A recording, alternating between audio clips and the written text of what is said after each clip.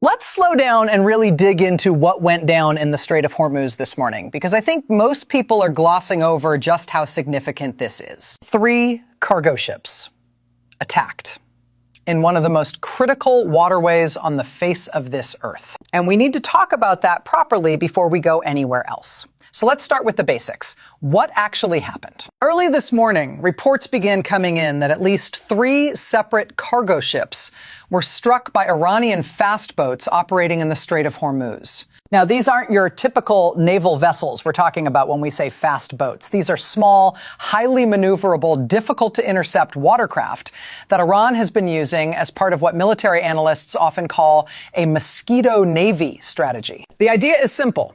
You can't easily take down what you can't easily track. These boats move fast, they strike fast, and they scatter fast. It's asymmetric naval warfare, and Iran has been perfecting it for decades. The 3rd cargo ship, the most recent of the 3 to be hit, was reportedly attempting to transit the strait when it was attacked. That vessel is believed to be flying a Panama flag. Now, that detail matters more than it might seem at first glance. A Panama-flagged vessel isn't an Iranian ship or an American ship. It's a commercial vessel operating under one of the world's most common shipping registries. Attacking it isn't just a provocation toward any one nation. It's an act of aggression against international commercial shipping. That has legal implications, diplomatic implications, and economic implications all at once. On top of that, a British military vessel was also reportedly attacked during this same period. Again, no attacker has been officially confirmed at the time of this reporting. But Iran is the primary suspect, and frankly, given everything happening in that region right now, that suspicion is not coming out of nowhere. Now, here's the geographical reality you need to understand to appreciate just how explosive this situation is. The Strait of Hormuz is approximately 21 miles wide at its narrowest point. 21 miles. That's it. And through that incredibly narrow stretch of water flows roughly 20% of the world's total oil supply. 1/5 of the planet's petroleum moves through a gap that on a map looks almost like a pencil line. Every major oil-producing nation in the Persian Gulf, Saudi Arabia, the UAE, Kuwait, Iraq, depends on that strait to get their product to the rest of the world. If that waterway gets disrupted, even partially, the consequences aren't contained to the Middle East. They go global almost immediately. Think about what that means in practical terms. Shipping insurance costs spike overnight. Tanker companies start rerouting vessels around the Cape of Good Hope in South Africa, which adds weeks to delivery times and millions in additional fuel costs. Oil prices jump on commodity markets within hours of any serious incident. And all of that cost eventually gets passed down. It hits manufacturing, it hits transportation, it hits the price of groceries on shelves in cities that have never heard of the Strait of Hormuz and couldn't find it on a map. So when we talk about 3 cargo ships getting attacked this morning, we're not talking about a localized skirmish. We're talking about a direct strike at the jugular vein of the global economy.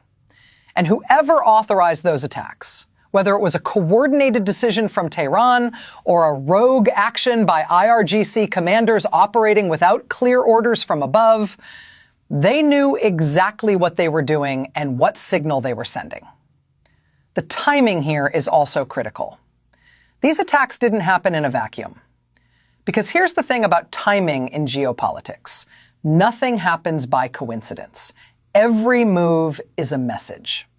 And those 3 ships getting hit this morning, that was a very deliberate message sent at a very specific moment. Let me explain why. There was supposed to be a ceasefire. Not just a vague, informal understanding, there was actual diplomatic machinery in motion. Pakistan had stepped forward as a neutral host nation for peace talks. Delegations were reportedly being assembled. There was genuine momentum building towards sitting down at a table and figuring out a way through this crisis diplomatically rather than militarily. And then it fell apart completely. The story, as it's been reported, goes like this. The Pakistanis had communicated that the Iranians were going to send a delegation. Flights were being arranged. People were preparing to travel.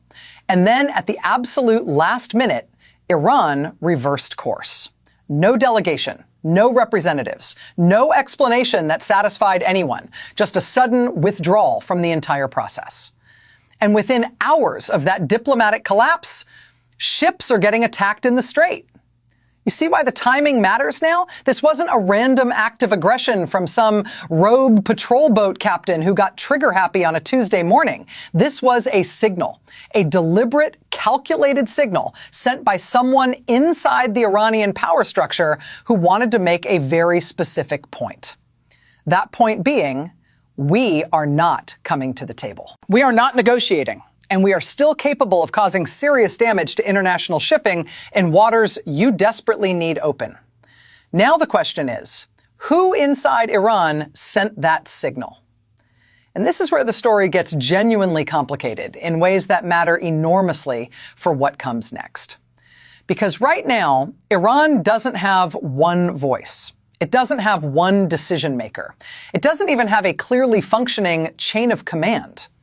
What it has is a power vacuum at the top and two competing factions fighting to fill it.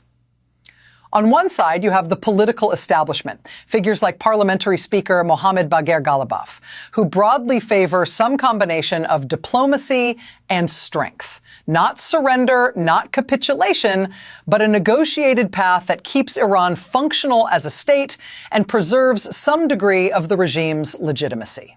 These are the people who were theoretically willing to get on a plane to Pakistan.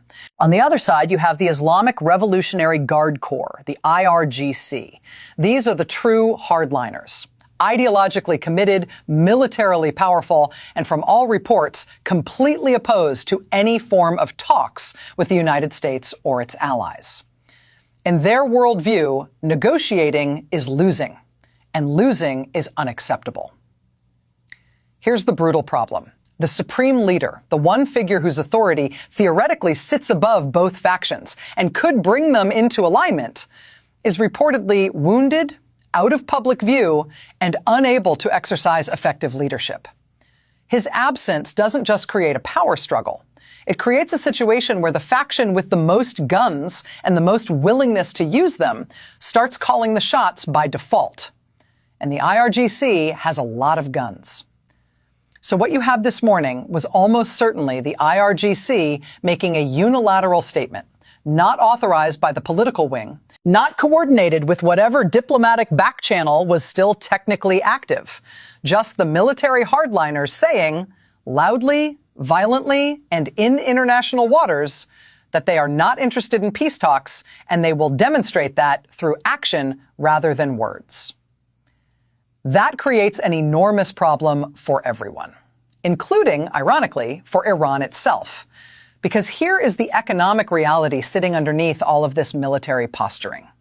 Iran is reportedly losing somewhere in the region of $500 million every single day that the Strait remains blocked and the U.S. blockade holds. Let that number sit for a second.